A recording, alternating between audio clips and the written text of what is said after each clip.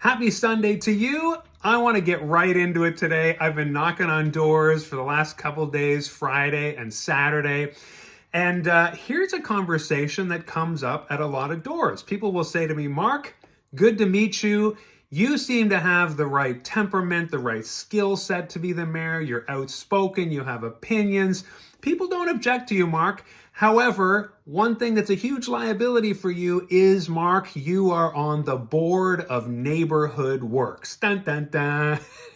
And so I say to folks who say that to me, I'm absolutely on the board. I don't hide that. Well, Mark, you should downplay that. Okay, please tell me why I should downplay the fact that I'm on the board of directors for Neighbourhood Works, the agency that is helping with the high acuity needs of people who are homeless or suffering poverty.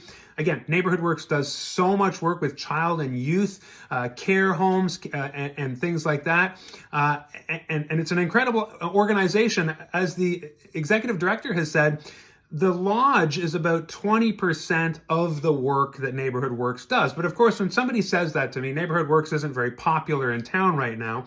I like to take the next step and say, okay, well, I'm here to listen as your mayoral candidate, but hey, if I've got my board member hat on right now, what seems to be the problem? Well, of course, what the problem is all the disturbance and the drug use and things that are happening at the lodge. Then I begin to briefly touch on the rules and the regulations and the bans and the procedures and the working with the RCMP and working with other service and care providers, addiction and mental health who come in there, nurses who come in there, first responders who come in there, wellness advocates who come in there, everything from foot care to drug counseling, all that, it's all there. And I say, okay, so what is the problem again? Well, the problem is the behavior of the people around the shelter. And then typically it goes to, I'm not in favor of a wet shelter. So then right away, of course, I've thought of this myself. Okay, if, if the shelter went dry tomorrow, and I'm going to pause here and say, Mark, we've heard you talk about this. If you have heard me talk about this, you know what I'm going to say. But if you haven't, then you've missed when I've said it many, many times. And that's okay. Welcome to the party. I'll tell you more about what a specific person whose door I knocked on yesterday said. They said to me, Mark, you need to be telling more people about what I'm about to share with you. And I say, well, I've made videos about it. Episode 48 of coming on here for 69 straight days now. Wait, is it 70 days now?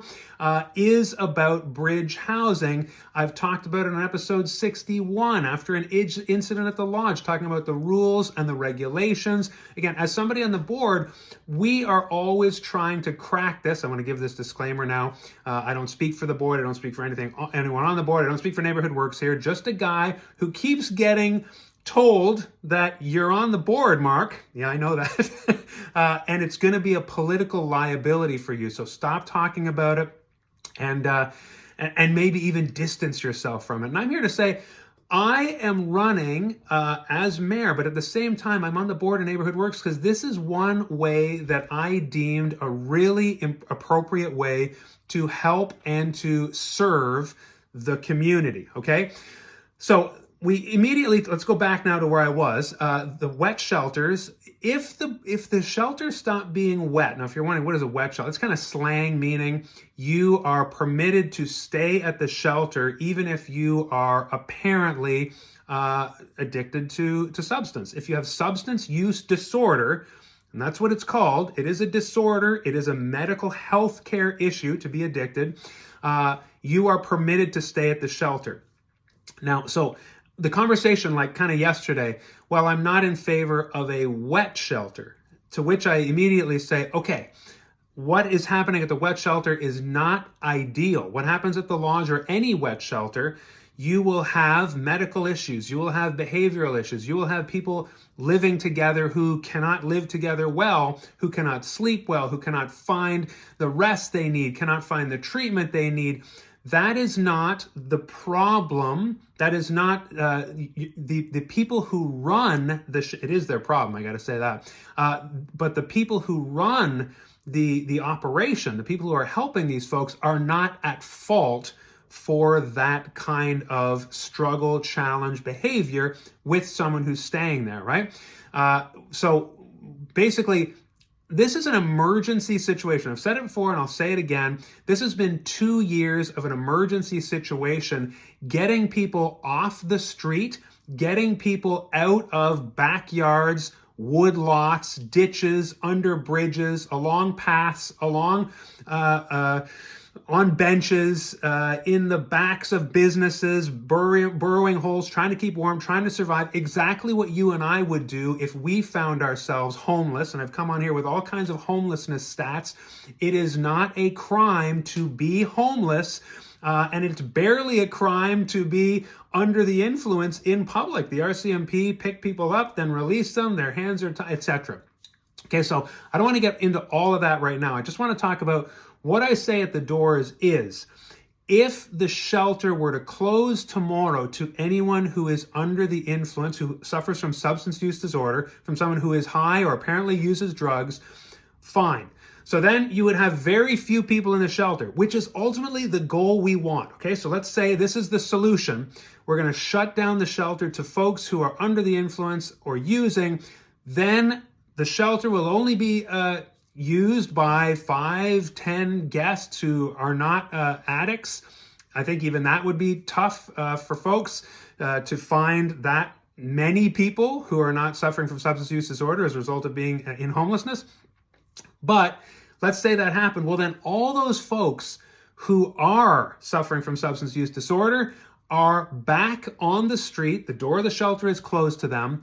And where are they? They are back in our backyards, on the benches, in behind the businesses, in the forest, all the things we just said, because we saw this 2 to 3 years ago.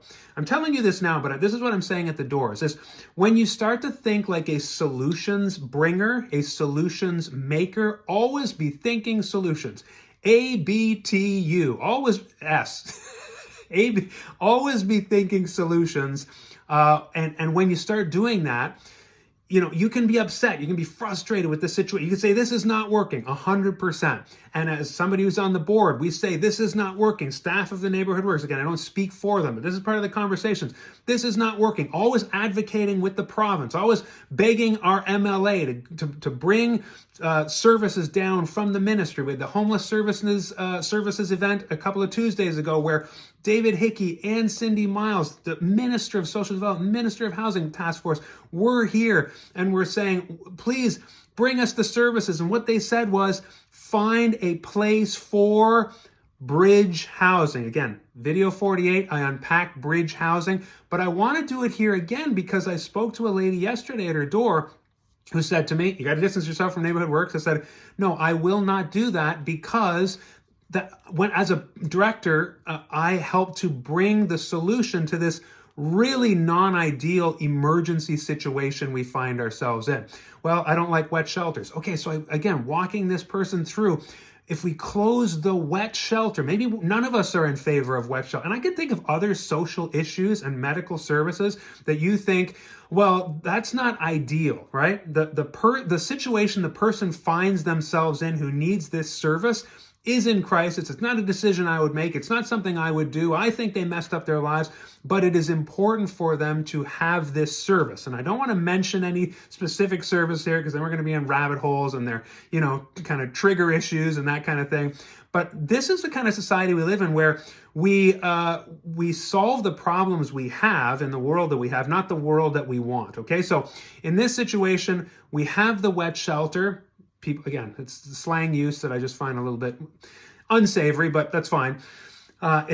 We allow people to use the wet shelter because the alternative is really bad. And I was door knocking kind of in the downtown area, but slightly removed, like 2 blocks from the lodge. And the person who I was talking to said, it's true that over the last year and a half or so, I don't see people in my backyard. I don't see people walking through my yard. I don't see people trying to camp near the train tracks and things like that.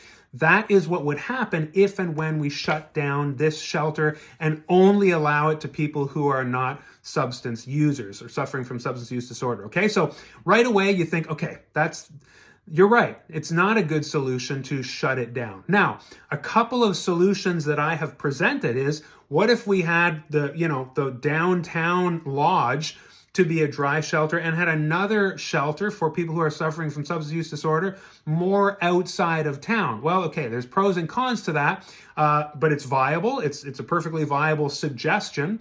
The thing is, you would be then doubling the financial burden. Would the province pay for that? Again, because this is largely provincial funds that are funding this.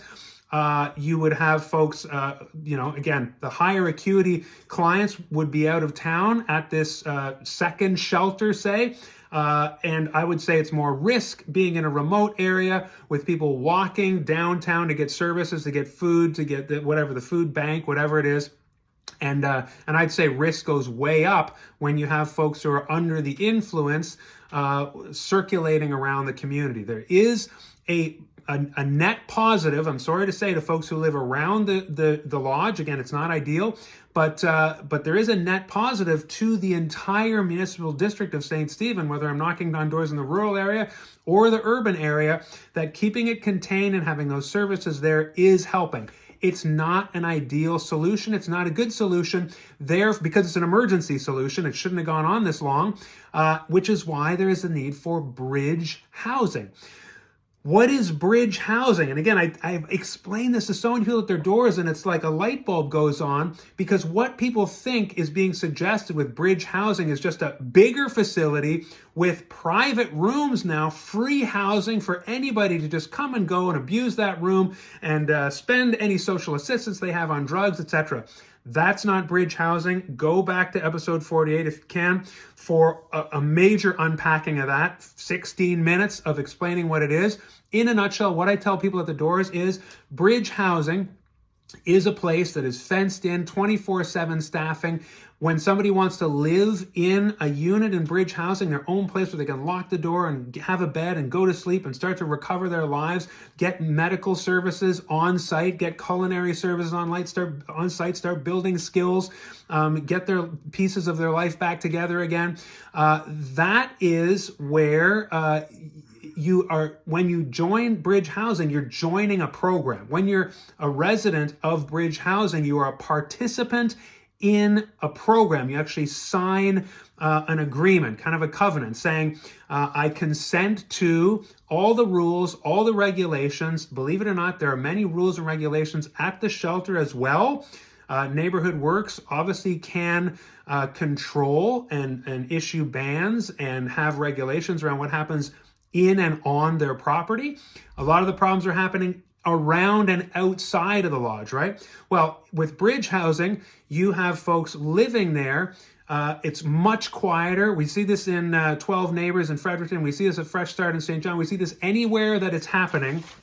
And I've used this before, the CAEH Bridge Housing Guide. This is all the regulations and best practices. No, it doesn't say on page 1, bridge housing is a place where anybody and everybody can have a free house. No, you are a participant. You have a caseworker. If you're addicted to substance, somebody checks on you every couple hours. That's the best practice, knocking on your door. Similar with kind of child and youth services. You have vulnerable youth. You have people on site and you have people checking in on their rooms, even when they're sleeping. It's very important that people are kept safe and kept accountable.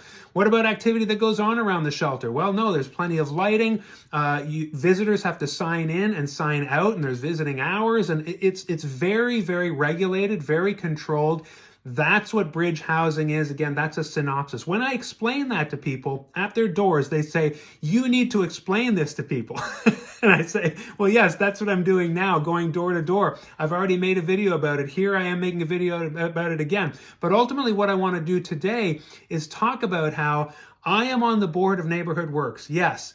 And I do that because I want to be part of the solution to the unideal situation that we all find ourselves in right now, which is why I'm such an advocate for council having passed the land, because that's what they said they wanted, is a lot, a land, a location for bridge housing, the next step, because then we can alleviate all the pressure that's on the shelter. So I wanted to come on here and talk about, I am on the board. I continue to be on the board to be part of that solution for the next step and really important solutions for the homeless situation, which is bridge housing. And when I explain what that is, people are amazed and want it yesterday, which I say again, yes, Neighbourhood Works wants this yesterday. The holdup has actually been our municipal leadership, I would say, because the province would agree with that and say, we literally have like hundreds of thousands of dollars to help you solve this problem, but you're not making the necessary decisions to make it happen.